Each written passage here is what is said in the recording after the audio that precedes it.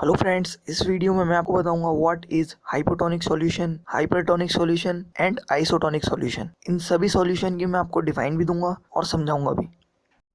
तो पहले बात करते हैं what is hypotonic solution. Hypotonic solution होता क्या है, अब डिफाइन पढ़ते हैं। If cell is in hypotonic solution, cell will gain water by osmosis and cell will swell up.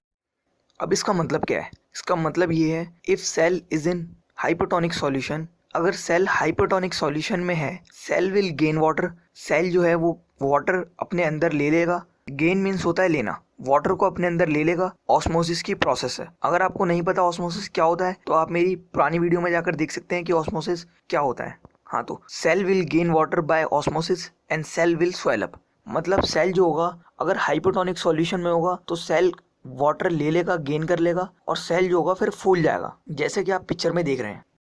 एक बार फिर सुन लीजिए। If cell is in hypotonic solution, अगर सेल हाइपोटोनिक सॉल्यूशन में होगा तो सेल जो है वो गेन कर लेगा वाटर बाय ऑस्मोसिस, ऑस्मोसिस की प्रोसेस से, and cell will swell up, मतलब सेल जो होगा वो फूल जाएगा। स्वेल अप का मतलब होता है फूल जाना। जाहिर सी बात है, अगर सेल अपने अंदर वाटर लेगा, गेन वाटर करेगा तो फूल ही जाएगा। तो हाइपोटोनिक सॉल्यूशन क्या होता है? हाइपोटोनिक सॉल्यूशन में वाटर गेन कर लेता है सेल और स्वेल अप हो जाता है। अब बात करते हैं what is hypertonic solution. Hypertonic solution क्या होता है, अब डिफाइन पढ़ते हैं। If the cell is in hypertonic solution, cell will lose water by osmosis and cell will shrink. अब मतलब क्या है? If cell is in hypertonic solution, अगर सेल हाइपरटोनिक सॉल्यूशन में होगा, cell will lose water, cell अपना water lose कर देगा अपने सेल के अंदर का by osmosis, and cell will shrink, और सेल जो होगा वो पतला हो जाएगा। अब बात करते हैं what is isotonic solution. Isotonic solution क्या होता है, अब डिफाइन पढ़ते हैं। If the cell is in isotonic solution, cell will neither lose water nor gain water, cell remain of same shape.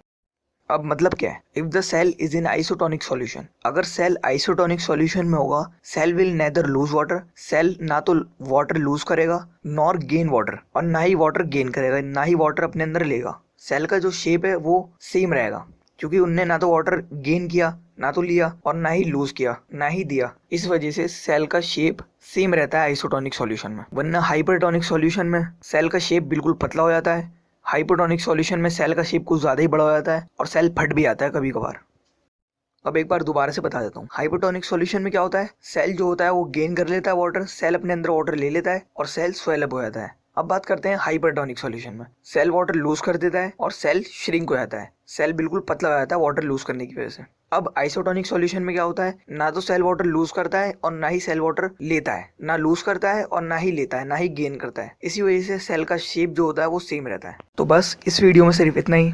अगर कुछ मेरे से रह भी गया है तो आप मुझसे कमेंट में पूछ सकते हैं, मैं उसके ऊपर अलग से या तो वीडियो बना दूंगा या फिर आपको रिप्लाई में बता दूंगा। मैं हर हफ्ते एक वीडियो अपलोड करता हूँ जिसमें मैं अलग अलग चैप्टर्स के इंपॉर्टेंट क्वेश्चन के बारे में बात करता हूँ जो कि एग्जामिनेशन में आ सकते हैं। इसलिए आप हमारे चैनल को सब्सक्राइब कर लीजिए ताकि आपको नोटिफिकेशन मिल जाया करे।